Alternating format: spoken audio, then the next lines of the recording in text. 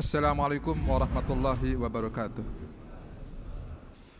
Innal hamdalillah nahmaduhu wa nasta'inuhu wa nastaghfiruh wa na'udzu billahi min shururi anfusina wa min sayyiati a'malina. May yahdihillahu fala mudilla lahu wa may yudlil fala hadiya lahu. Asyhadu an la ilaha illallah wahdahu la syarika lahu wa asyhadu anna Muhammadan abduhu wa rasuluhu la nabiyya ba'da. Allahumma salli wa sallim wa barik ala nabiyyika Muhammadin wa ala alihi wa man tabi'uhu ila yaumil qiyamah. Ma'asyiral muslimin arsadakumullah, usikum wa iyaya bi taqwallah faqad fazal muttaqun.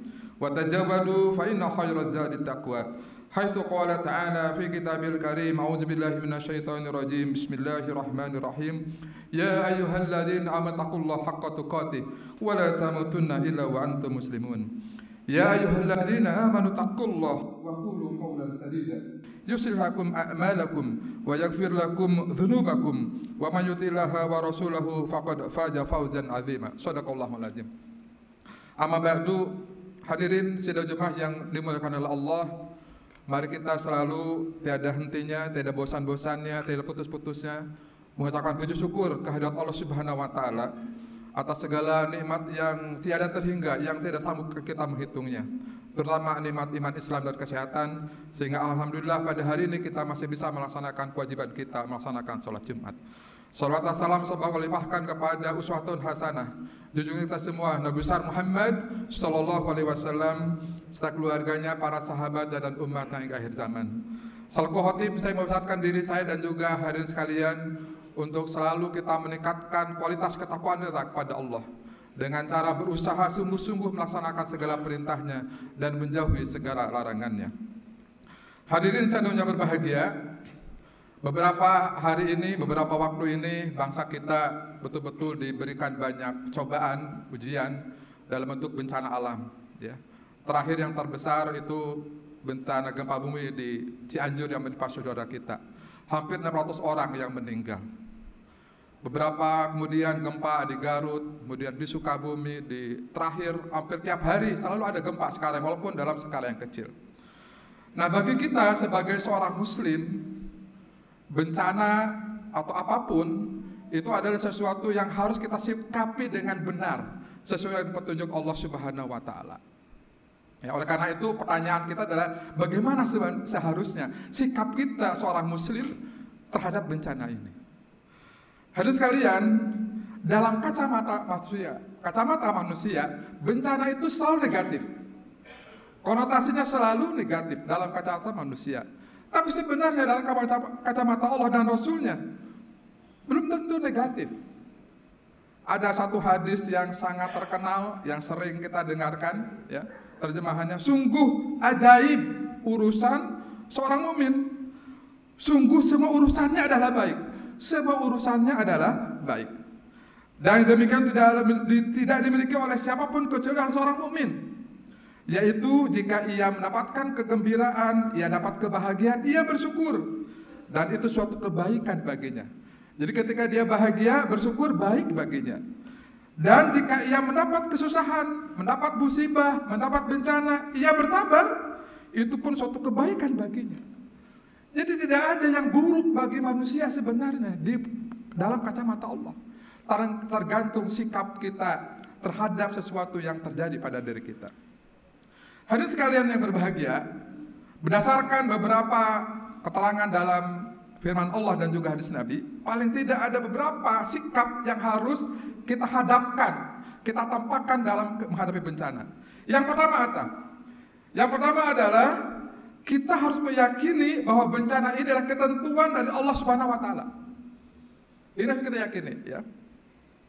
Dalam surat At-Taghabun ayat 11 Allah berfirman, a'udzubillahi minasyaitonir rajim, ma asabaka min musibatin illa biidznillah wa may yu'min billah yahdi qalbah wallahu bikulli syai'in alim. Tidak ada sesuatu musibah yang menimpa seseorang kecuali dengan izin Allah. Dan barang siapa beriman kepada Allah, niscaya Allah akan memberikan petunjuk kepada hatinya dan Allah Maha mengetahui segala sesuatu. Jadi tidak ada satupun musibah yang kecil apapun yang besar itu kecuali atas izin Allah Subhanahu wa taala. Itu yang perlu kita yakini. Ya. Dalam surat Al-An'am ayat 59 Allah berfirman, dan kunci-kunci semua yang gaib ada padanya. Tidak ada yang mengetahui selain Dia. Dia mengetahui apa yang ada di darat dan di laut. Tidak ada sehelai daun pun yang gugur yang tidak diketahuinya. Tidak ada sebutir biji pun dalam kegelapan bumi, dan tidak pula sesuatu yang basah atau yang kering yang tidak tertulis dalam kitab yang nyata atau Lauhul Mahfuz. Jadi semuanya itu atas izin Allah. Bahkan daun yang gugur pun itu atas izin Allah Subhanahu wa taala. Apalagi peristiwa yang sangat besar. Itu yang pertama, sikap kita meyakini bahwa ini adalah ketentuan Allah. Sikap yang kedua yang perlu kita bangun adalah ridho dengan ketentuan Allah Subhanahu wa taala. Ridho dengan ketentuan Allah. Maaf saya katakan kata ridho, karena biasanya kita suka pakai bahasa ikhlas. Ikhlas itu beda dengan ridho. Kalau ikhlas itu kita beribadah murni kepada Allah tanpa melakukan syirik. Itu ikhlas. Kalau ridho adalah kita menerima ketetapan Allah, itu ridho. Ya, jadi jangan kita biasakan dengan bahasa yang benar. Bukan ikhlas tapi ridho dengan ketentuan Allah. Allah berfirman dalam surat Al-Hadid ayat 22, "Ma asaba min musibatin fil ardi wala fis sama wala fi anfusikum illa fi kitabim min qablu an nabraha. Inna dzalika 'ala Allahi yasir." Ya. Tiada suatu bencana pun yang menimpa bumi dan pada dirimu sendiri melainkan telah tertulis dalam kitab yang nyata sebelum kami menciptakannya. Sesungguhnya demikian itu adalah mudah bagi Allah. Nah, kita wajib menerima takdir Allah ini. Dalam hadis riwayat Imam Tirmidzi, Rasulullah bersabda, sesungguhnya besarnya pahala itu seiring dengan besarnya cobaan. Sekali lagi, sesungguhnya besarnya pahala itu seiring dengan besarnya cobaan. Sesungguhnya Allah jika mencintai suatu kaum, maka Allah memberi cobaan kepada mereka. Maka barang siapa yang ridho terhadap cobaan itu, maka dia mendapatkan ridho Allah. Barang siapa yang murka, maka dia mendapat murka Allah. Jadi nggak ada pilihan lain. Ketika menerima, ketika menghadapi suatu bencana, kita ridho.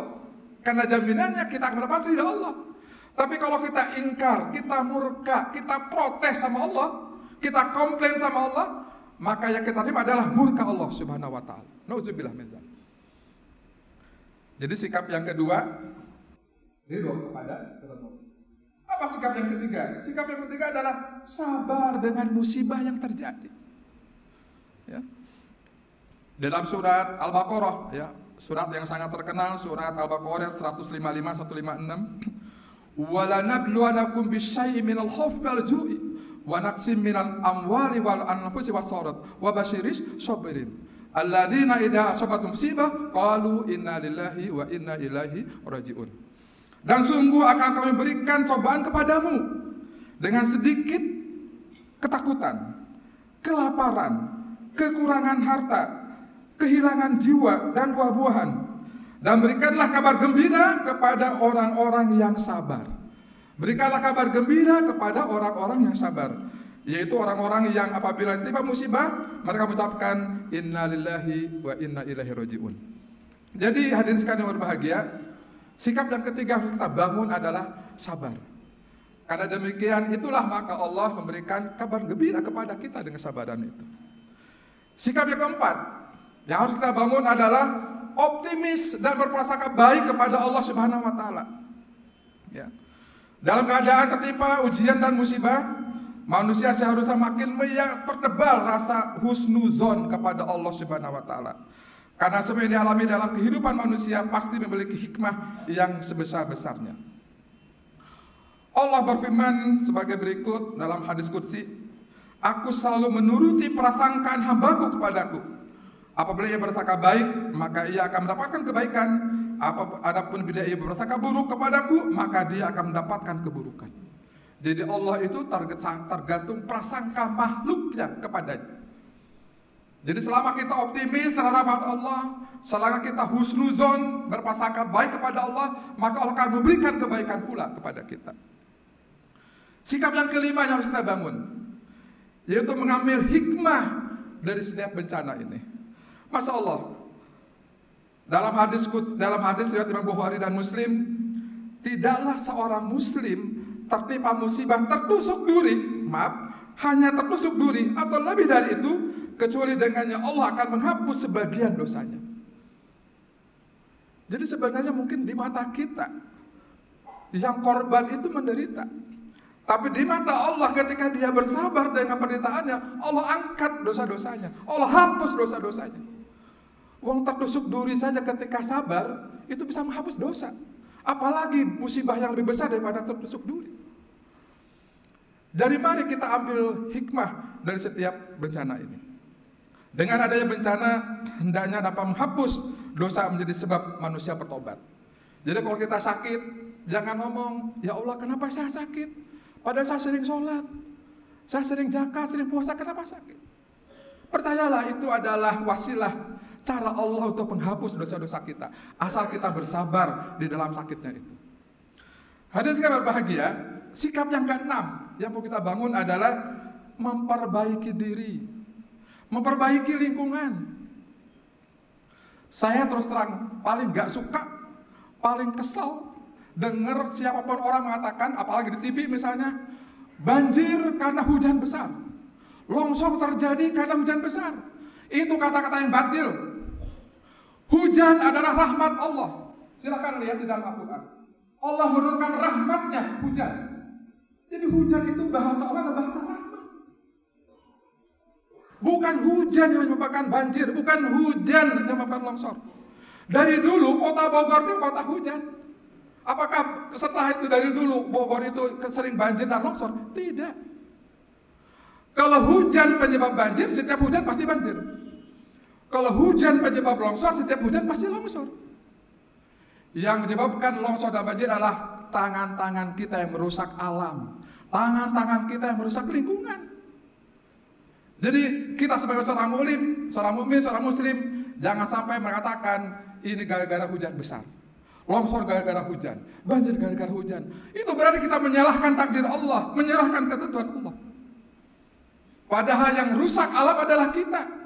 Begitu banyak hutan yang digundul, hutan yang ditebang tanpa ada aturan. Banyak membangun daerah di daerah hijau, sempadan sungai sudah tidak ada lagi. Sudah tidak ada green belt lagi, tidak ada sempadan sungai lagi. Semua sudah penuh dengan pemukiman. Jadi ketika banjir mereka terkena semua. Jangan salahkan hujan. Sekali lagi hujan adalah rahmat dari Allah Subhanahu wa taala. Bahkan ketika turun hujan adalah salah satu waktu yang mustajab kita berdoa kepada Allah. Bahkan kita diadakan kepada Allah, Allahumma shayban nafi'an. Kita berharap pada Allah agar hujan ini memberikan manfaat kepada kita. Jadi ketika ada bencana, mari kita introspeksi diri, evaluasi diri. Mungkin memang karena rusak alam ini. Jadi ketika longsor, jangan menyalahkan Allah, jangan menyalahkan hujan. Karena memang alam kita sudah sangat tua dan sangat parah, sudah sangat rusak. Kita perbaiki diri kita, berbanyak istighfar, kita perbaiki lingkungan kita dengan memperbaiki kualitas lingkungan kita. Jadi ini yang keenam. Jadi harus menjadi bahan evaluasi kita untuk memperbaiki diri, perbaiki dan memperbaiki lingkungan. Yang ketujuh, yang terakhir, yang harus kita bangun sikap kita adalah jadikan bencana ini sarana untuk memperoleh pahala, meraih kebaikan sebanyak mungkin. Bagi orang yang terkena musibah, caranya adalah dengan tadi, memperbanyak istighfar, memperbanyak sabar. Memperbanyak istighfar, memperbanyak sabar. Itu raih pahalanya luar biasa. Bagi kita yang tidak terkena bencana, sarannya adalah dengan membantu saudara-saudara kita, meringankan beban mereka. Bahkan dengan kita sedekah, itu bisa membantu kita dari segala bencana. Bisa menjadi penolak bala sedekah itu. Ya. Jadi ini ada salah satu sarana buat kita. Salah satu wasilah dari Allah pada kita untuk meringankan beban mereka. Ayo. Masih banyak waktu. Saudara-saudara kita yang di Cianjur ini masih cukup panjang ada proses recovery-nya. Masih cukup panjang. Ya. Kita di Himpunan IPB punya ARM. Ya. Aksi lawan mandiri, alhamdulillah sudah banyak dibantu. Silakan, jika ingin melakukan bantuan, kami Himpunan IPB itu punya lembaga yang khusus berdedikasi menangani korban bencana, termasuk yang di Cianjur ini. Ini adalah sarana kita meraih pahala sebanyak mungkin. Ya, sambil membantu saudara-saudara kita, insya Allah meringankan beban saudara-saudara itu, pahalanya jauh lebih besar daripada sholat sekian rakaat. Ya. Hadirin yang berbahagia, ini salah satu hadis dari Imam Baihaqi dan Tabrani. Bersegeralah bersedekah, sebab bala bencana tidak pernah bisa mendahului sedekah. Belilah semua kesulitanmu dengan sedekah. Belilah semua kesulitanmu dengan sedekah. Jadi kalau kita sudah punya kesulitan, banyak bersedekah.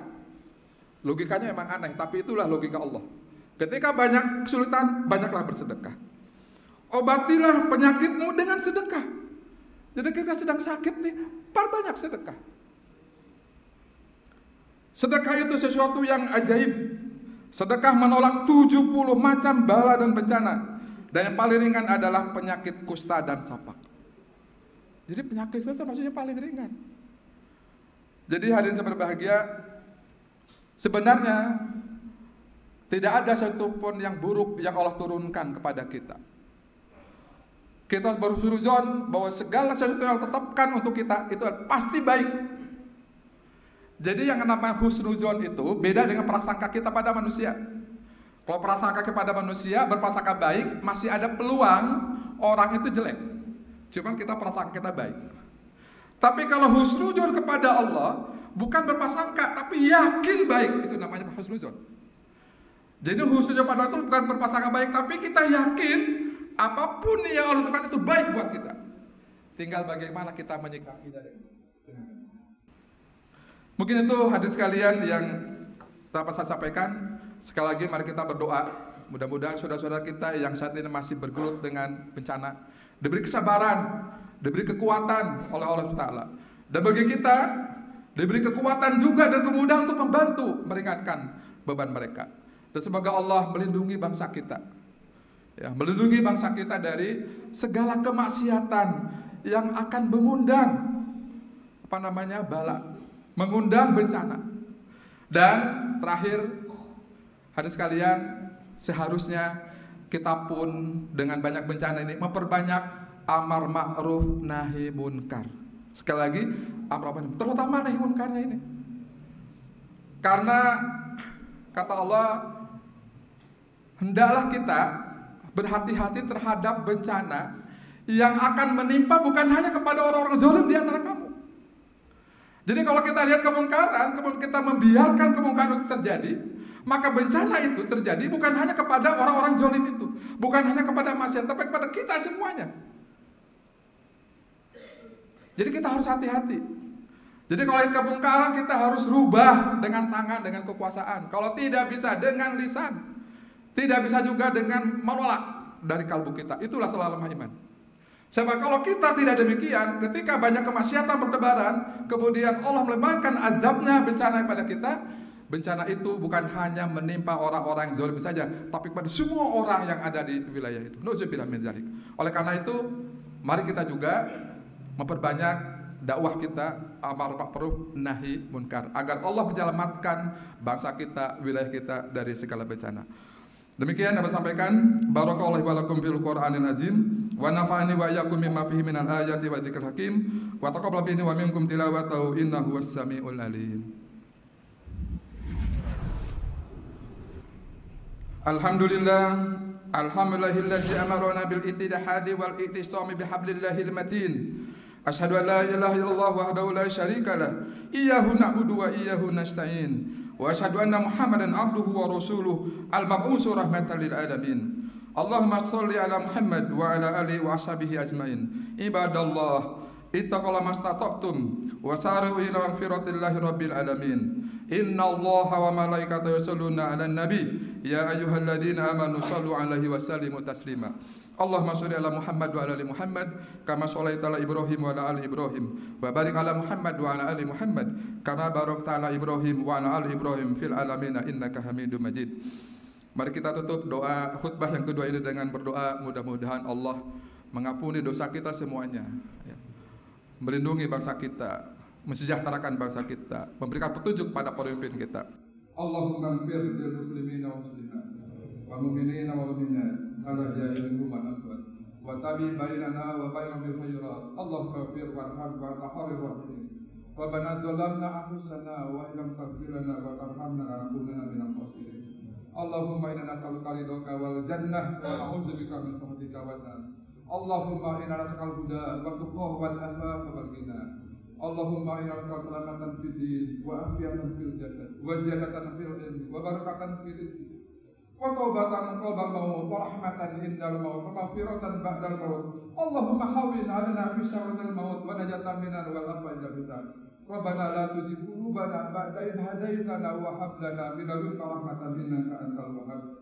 Rabbana atina fid dunya hasanah wa fil akhirati hasanah wa qina adzabannar. Walhamdulillahirabbil alamin. Ibadallah, inna Allaha ya'muru bil 'adli wal ihsan wa itaa'il qurba wa yanha 'anil fahsya'i wal munkari wal baghi ya'idukum la'allakum tadhakkarun. Fadhkurullaha yadhkurkum wa ud'uuhu yastajib lakum wa la tu'akhkharu wa aqimus shalah.